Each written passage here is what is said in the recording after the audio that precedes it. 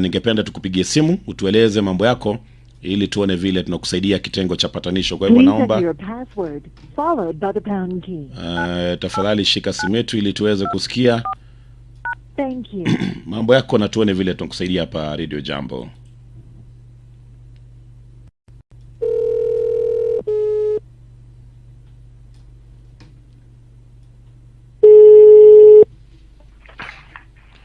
Hello Kitty. Any partias? Hatuko tumemaliza ile kesi ya ploti. Ndio sasa nilikuwa nakuambia si unajua walikuwa wameanza kunisingizia ati mimi niko na fitina. Ati yo naropoka kila mahali. Sasa sijui ni party mzuri ama mbaya. Nili walk in kwa ploti. Kitoko nikapata kumbe wako na mkamukutano kakikao kalikuwa kamewekwa hapo katoko. Asimi nikajitomasa ndani. Kimasomaso nikapilda hapo nikasikia kila kitu maoni ya kila mtu. Wote walikuwa na point fingers. Nikasema ni sawa. Kwa sababu Kitty, imagine kama wananiwekelea ati mimi sichwangi kupima shimo kwa choo. Kwa sababu imagine Kitty, kacho ni katoko pana.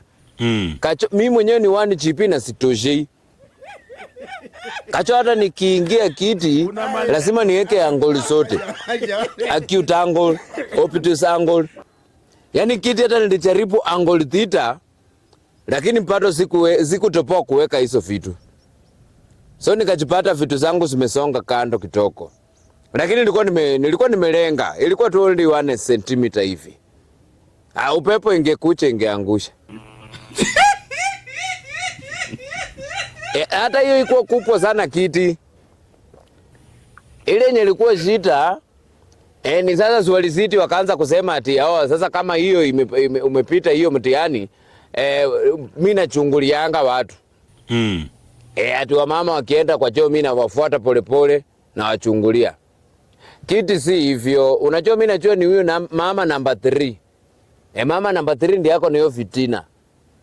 Kwa maana kuna siku alikuwa amekimbia akaenda msalani na mimi sikujua.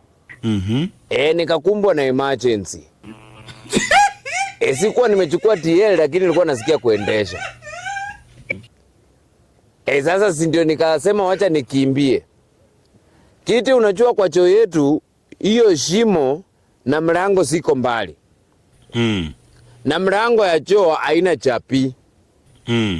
Sasa mimi kutoka huko nikakucha mbio nikastukia nimefungua hiyo mlango. Unajua hizi mlango huwa tunashikilianga na umbrella. So mimi kusukuma mlango ikafunguka kumbe yeye alikuwa amesahau umbrella yake.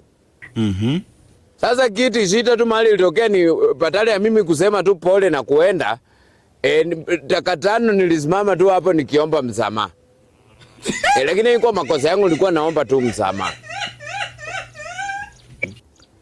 Haina shida Kitty.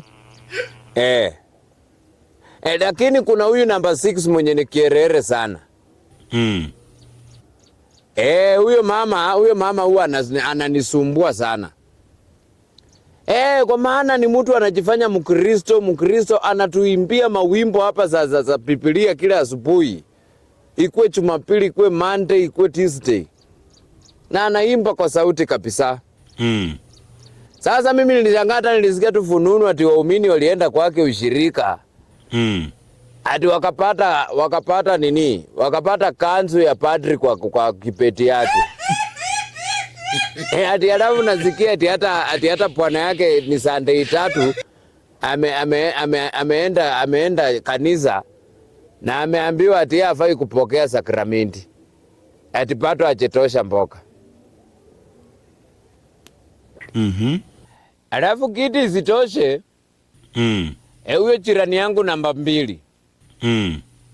Huyo jirani mimi sijui shida ni kani. Kwa sababu ako na nguvu extraordinary. Kwa maana ikifika kila siku usiku. Tukisima tu stima hivi. Kitanda yake imeanza makelele. Tukiwasha taa inatulia. Tukisima inaanza makelele.